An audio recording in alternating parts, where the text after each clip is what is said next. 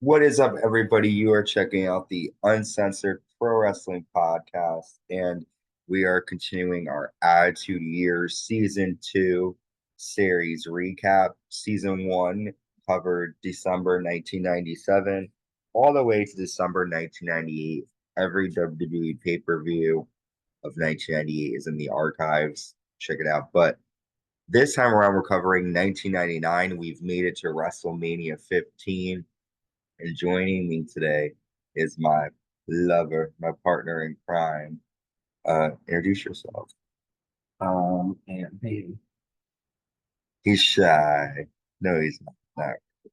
But he's giving me a cute little smile right now. Anyway, so Ant is older than me, so he was around when this actually took place on March 28th, 1999.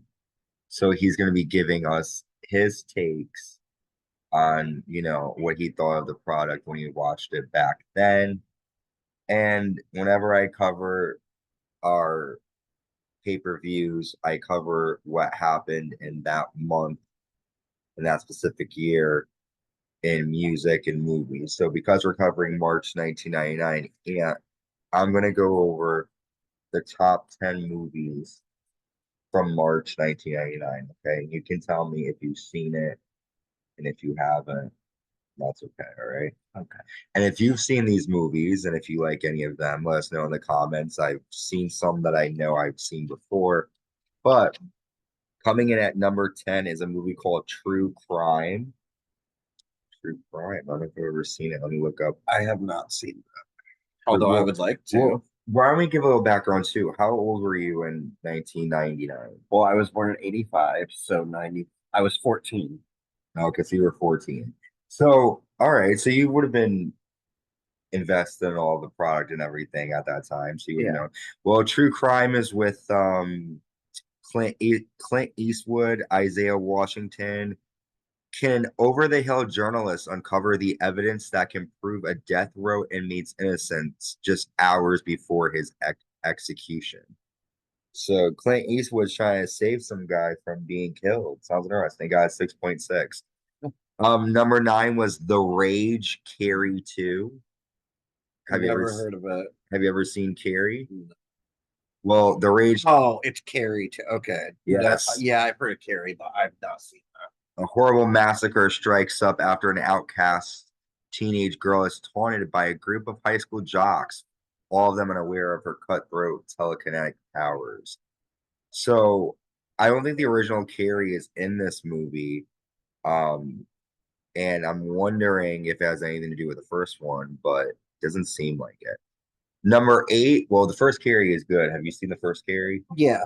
That's a good one. Don't ever make a weird girl mad. You never know what sort of ability she'll have to use against you. Number 8 is Doug's first movie, based on the animated cartoon. You ever see Doug? Yeah, I used to watch Doug Dude. sometimes, but I did not see the movie. Well, fun fact, Doug used to be owned by Nickelodeon, but at the time of this movie, Disney had just bought the series Doug, so it was a Disney film. And the Disney show is a bit different than the Nickelodeon version, but Patty Mayonnaise, wasn't it Skeeter? Wasn't he one of the kids? Skeeter, yep. Skeeter, all those guys. I remember them. All right, number 7 is Ed TV. Let me see about that. That's with Matthew McConaughey. A video store clerk agrees to have his life filmed by a camera crew for a TV show with Woody Harrelson, Jenna Elfman, Jeffrey Blake. Okay. Sort of like a Truman Show. Number 6, I love this movie, Baby Geniuses. That's a popular movie where like babies, they're able to talk and their families don't know. And Kathleen Turner, she's in that one. She is she's like a nasty bitch in it. But Baby Geniuses, I recommend seeing. That's a good one. Number 5 is 10 Things I Hate About You. Have you seen that? I have. Julia Stiles. Yep, it was cute. I That was like a that good one. I movie. like that one. Number 4 was Cruel Intentions. Yes, that was a really good movie. Isn't it like about sex and stuff? Yeah, it's about like two teenagers and they're like half brother and half sister. It's kind of messed up because they have sex and stuff. But Oh, okay. yeah, Interesting, but it was good. It was good, yeah. Okay. Number. It's like the famous movie, the girl does coke out of her cross. She has a cross necklace. Oh. And you unscrew the cross, and it's got cocaine in it. She sniffs it out of the cross. It's like a famous thing in movies that people do. I guess that's why it's called Cruel Intentions, right? Number 3 is Forces of Nature. A soon-to-be married man encounters an exciting stranger after his plane suffers an accident on takeoff. Sandra Bullock and Ben Affleck are in this. I have not seen Steve Zane, from Writing Cars with Boys. He's in that too. I've never seen it. Analyze This is number 2. Have you ever seen that? No. That is with Robert De Niro and Billy Crystal. A comedy about a psychiatrist whose number one patient is insecure mob boss. Sounds pretty funny. And the number 1 movie of March 1999. Can you guess? Take a guess. March 1999. The Matrix. Okay. You remember that movie? Yeah. I mean, that was the number 1 movie of March 1999. Well, now that we've covered the top 10 movies, let's cover the top 10 songs of March 1999 through Billboard's Top 100 chart.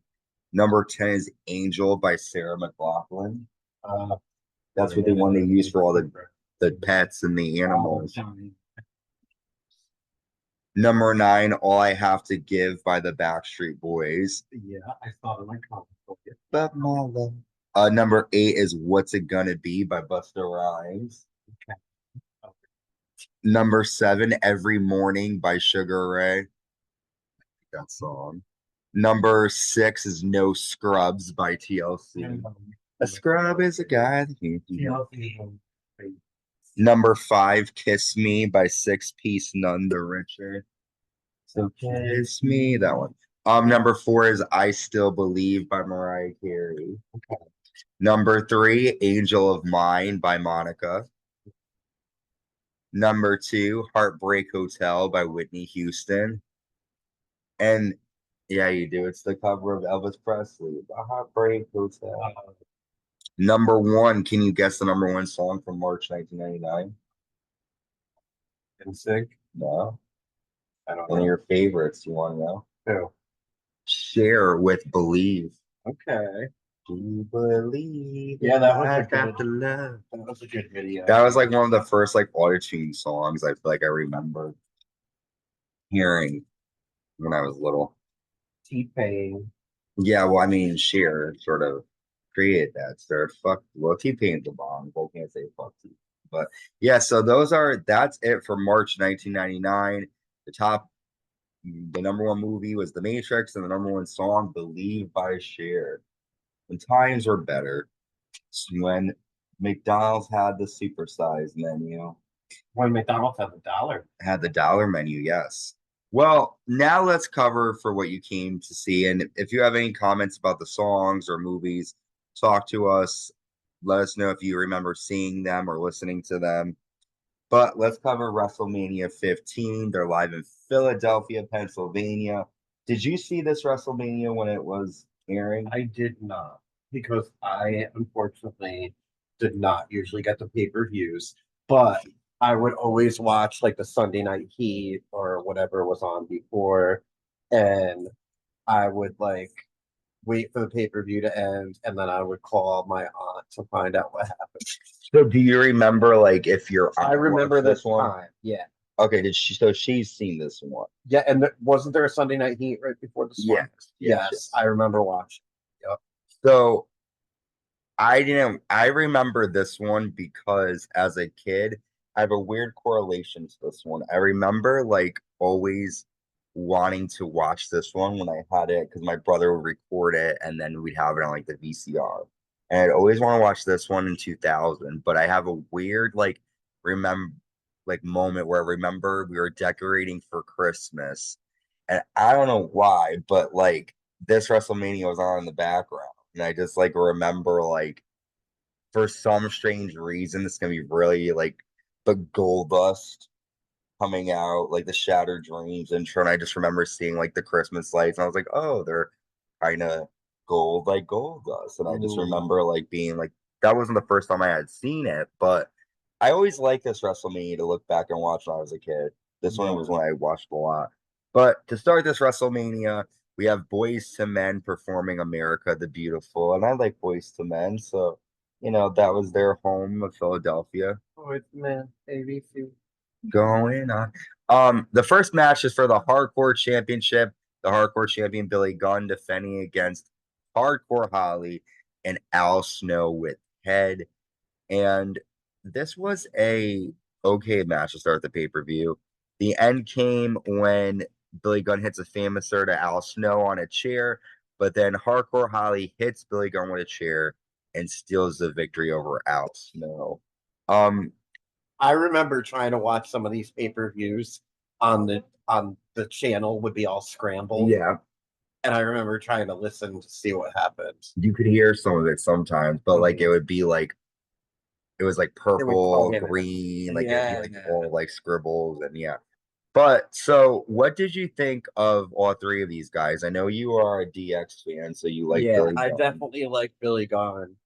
Hardcore Holly was like kind of cheesy back then, but he's cool. Okay. And I liked Al Snow. What does everybody want? That's what you want. So what do you think about Hardcore Holly winning the title though? Do you think he will be a good hardcore champion? I mean, he was a good hardcore champion, but I think the favorite was Billy Gunn and DX then. Okay. Well, our next match is for the tag team titles. The champions Owen Hart and Jeff Jarrett with Deborah taking on the weird team of Test and D'Lo Brown with Ivory. Test and D'Lo were the last two men in the tag team battle royal on Sunday Night Heat. So those two guys got a chance to team up for the titles. You could tell that these two guys weren't going to win, Test and D'Lo, because they weren't a normal tag team. Right. But the end comes when Ivory argues with Deborah outside, and Test is like distracted by it, and Owen hits a flying dropkick to D'Lo Brown, and Owen and Jeff Jarrett retain the titles. After the match, Test and D'Lo Brown fight up the ramp. What are your thoughts on all these guys here? Because this is your first time talking about it. So what do you think about at the time Jeff Jarrett and Owen Hart as the tag team? Yeah, I mean, I liked Owen Hart, but he was heel at this time. And well, he was always kind of heel. And Jeff Jarrett was cool, but he was heel too. So I mean, obviously everybody liked Test, and Albert was like, eh. So Test wasn't around. Well, Albert wasn't around at that time. Oh no, it was Test and D'Lo Brown. Test and D'Lo Brown. Yeah, I wasn't a big D'Lo fan, so that's why he thought he was Albert. Yeah. No, I definitely did not like D'Lo back in the day, but I respect D'Lo. I kind of think I was rooting for Jarrett. Okay, all right, respect to that. We have our next, the Brawl for All, Butterbean versus Bart Gunn, and Bart Gunn's my man. I like him. He likes Bart Gunn, but Butterbean's an actual real boxer. The story behind this is that Butterbean was pretty much paid to destroy Bart Gunn because Bart Gunn ended up winning the Brawl for All tournament, which he sort of really wasn't meant to win. They wanted Dr. That Steve Williams to win it, and unfortunately Bart Gunn knocked him out. So to pay him back for that, they put him up against Butterbean, and Butterbean destroys him. He knocks out Bart Gunn in the first round, and it sort of like makes you think of the Brawl for All tournament as a whole joke because, this winner of this tournament just got knocked out in like 2 seconds by Butterbean. Did you know about Butterbean at the time, or did you just? No, I didn't really know who he was. Okay. I mean, they made it, clear that he was like a boxer and everything. Yeah. But it wasn't cool what they did to Bart. Poor Bart. After the match, we see the San Diego Chicken mascot run down, but he gets punched in the face by Vinny Pazienza, who's also a boxer. Fun stuff for WrestleMania. We see a backstage segment from Sunday Night Heat that happened earlier on. Paul Wight ends up fighting Mankind. Paul Wight was waiting for Stone Cold Steve Austin to arrive, but got distracted by Mankind, allowing Austin to enter the building unharmed, which was not Vince's plan. So we have our next match, Mankind versus Paul Wight. The winner gets to referee the main event between The Rock and Stone Cold. This match was kind of boring. Mankind was able to apply the mandible claw Paul Wight. But Paul Wight ends up hitting Mankind with chair shots to the back. And then he being Paul Wight, sets up 2 chairs in the ring. And Paul Wight choke slams Mankind through the chairs. So Mankind gets the win by DQ. He's the referee. After the match, Paul hits Mankind with more chair shots until Vince McMahon comes out.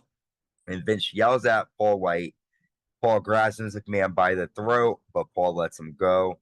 Vince then slaps Paul, and then Paul punches Vince McMahon, and Mankind is stretchered out of the arena. Vince is pissed. He says he wants Paul Wight arrested. What do you think of this? Well, it was them trying to turn Paul Wight babyface, and I had never seen him before because I didn't watch WCW. Okay. So it was kind of cool to see him turn on Vince and show him where it was at, Show him where it was at. Well, speaking of where it's at, we have the Intercontinental Championship on the line. The champion, the Road Dogg, defending against Ken Shamrock, Val Venis, and Goldust with Ryan Shamrock and the Blue Meanie. And this is a 1 fall to finish the match. Well, actually, I'm sorry, it was an elimination match. I'm wrong. Yeah, me. That's why it's called the Uncensored Wrestling Podcast, because I make many mistakes. This actually was an elimination match. Had some good guys in it. Yeah, I love Ken Shamrock. I like Goldust. I like Road Dogg's one of my favorites. Val Venis. Val Venis is awesome. That was a pretty good match. So Ken Shamrock and Val Venis, they fight in the aisle, and the referee counts them out, eliminating them from the match. So it's down to Road Dogg and Goldust, but Ken Shamrock hits Goldust and the Road Dogg with a belly-to-belly. Then Ryan Shamrock accidentally grabs Goldust's leg, and Road Dogg rolls up Goldust to retain the Intercontinental Championship, and Goldust is pissed at Ryan. Do you like Road Dogg as Intercontinental Champion? I do. Yes. You're a big Road Dogg fan. I love Road Dogg. The Road Dogg, Jesse James. Badass Billy Gunn. So we go backstage, and Paul Wight is seen getting arrested. Vince is not happy about it. And they put him in this tiny little red fucking car. We then have Triple H taking on Kane. Before the match, Pete Rose appears as the San Diego Chicken and tries to attack Kane for revenge after Kane tombstoned him at WrestleMania 14. However, the same thing happens to Pete Rose this year. He gets tombstoned by Kane, and Triple H pretty much attacks Kane from behind before the match starts. And this is a good match. Out of all the matches on this card, aside from the main event, this is probably one of the better ones. Chyna comes out and pushes this ring steps into the ring, but Triple H hits Kane with a drop toe hold onto them. Kane hits Triple H with a choke slam, and then Chyna goes to hit Triple H with a chair, but she nails Kane. Kane gets the win by DQ after Triple H nails Kane with chair shots and hits a pedigree. And it looks as if Chyna has rejoined DX. What do you think? But she has not. In all essence, they have joined the corporation. Yeah, well, we'll find that out later on. But right now, it looked as if DX was back together. And it was a happy moment just for a few minutes. Just for a few minutes. All my dreams came true. So we go backstage again. Vince McMahon says he'll be the special guest referee because Mankind is injured. We have the Women's Championship on the line next. Sable defending against Tori. During the match, the referee gets knocked out, and Nicole Bass comes out and hits a military press to Tori. Sable hits a Sable bomb. Sable retains. What do you think of Nicole Bass? She's huge. She is something else. I would have liked to see Nicole Bass and Chyna go at it. Do you think she pees sitting up or standing up or sitting down? Oh, standing up. Oh. For sure. But what do you think of Sable working with her? It was cool, but Sable didn't really need that. They should have done it with somebody else. Okay. Mm-hmm. Well, at the time, Sable was the... I mean, I loved Sable, but she sucked. Okay. She was pretty to look at, but she sucked. Well, next, the European Championship is on the line. The champion, Shane McMahon, with Tess taking on X-Pac. Before the match, the Stooges try to attack X-Pac, but he takes control. Shane hits X-Pac with Test's belt during the match. Um, Test hits X-Pac with the European title and he gets a 2 count. X-Pac ends up hitting an X Factor to Shane, but then China gets on the ropes, distracting the referee, and Triple H runs out and nails X-Pac with a pedigree. Shane pins X-Pac to retain the European Championship. After the match, Triple H and Test attacked X-Pac until the New Age Outlaws run out. They get beat up until Kane comes out and chases everyone off. So as you mentioned earlier, China and Triple H, they're not part of DX. They're a part of the corporation here. Did you like the way that they did this whole reveal? Yeah, I just wasn't happy about it because I like DX, but Well, Triple H wanted to do his own thing, and yeah, but it was kind of corny having Kane part of DX. oh yeah, I remember that. That's coming up soon. Okay. Well, speaking of sucking it, we have a Hell in a Cell match. The Big Boss Man taking on the Undertaker with Paul Bearer, and this was really like not a Hell in a Cell match. There wasn't any sort of like nothing in the match was memorable except for the ending. So Undertaker hits a tombstone to the Big Boss Man, and then the Brood come from the ceiling, and they push a noose through the cell. Undertaker puts the noose on the Boss Man, and the Boss Man hangs from the cell. It was a scary scene, and it looked as if the whole point of that match was just to get Boss Man up. What did you think of the Undertaker at this time? It was hard for me because I always loved the Undertaker, but I didn't like him being the corporate Undertaker. So That's coming up soon. That's coming up down the line. Well, this Undertaker right now is going after the corporation. He doesn't like Vince. well, yeah. So, because remember, he says that he wants to be the father figure to the daughter. We then come to what we think our main event, but Vince McMahon comes out, and then the commissioner, the Heartbreak Kid, Shawn Michaels, who we just saw at Takeover Deadline, he comes out, and Shawn Michaels says, Vince, you got to read the rule book. I decide who the referee is, and it's not you. You need to leave. So then we have our main event, the WWE Championship. In a no disqualification match, the champion The Rock finally defending against Stone Cold Steve Austin. This was a great match. The ref. It was just a regular referee. Yeah. It was a great match. We see The Rock spitting water on Stone Cold Steve Austin. Rock hits a suplex on the ramp to Stone Cold. Austin swings a chair at The Rock, but The Rock pulls the referee in front of him. And then The Rock hits another referee with a rock bottom. Austin hits a stunner and he gets a 2. Vince McMahon walks down again and The Rock low blows Stone Cold Steve Austin. Vince gets in the ring. He hits the referee and they attack Stone Cold until Mankind runs down. Mankind hits Vince. Rock hits a rock bottom, but he misses the corporate elbow. And the end comes when Austin hits The Rock with a Stone Cold stunner. And Stone Cold Steve Austin is finally the WWE champion again after losing it at Breakdown in Your House in September. After the match, Austin shares a beer with Earl Hebner, who's the referee. Austin attacks Vince, hits him with a stunner, and then pours beer on Vince McMahon, ending WrestleMania 15 with Stone Cold Steve Austin as our new WWE champion. What do you think? It was awesome. Yeah, are you an Austin fan? Hell yeah. Stone Cold said so. What did you think of The Rock at the time? Well, it kind of depended who he was fighting. Like I liked The Rock, but everybody, you had to go for Austin in this case. Austin's the best. I mean, he's great. We definitely know that this isn't going to be over between the two. This was a good WrestleMania. I definitely recommend everybody watching it. Our next pay-per-view that we're going to be covering is going to be Backlash in Your House, and that's going to take place in April. Before I go, make sure you subscribe, like, and hit the notification bell on YouTube. Let me know in the comments what was your favorite match from WrestleMania 15, and did you think Austin was the right person to win the title? Also, check us out on Spotify, Apple Podcasts, Amazon Music, and wherever you get your podcasts. Until next time, stay safe and stay uncensored.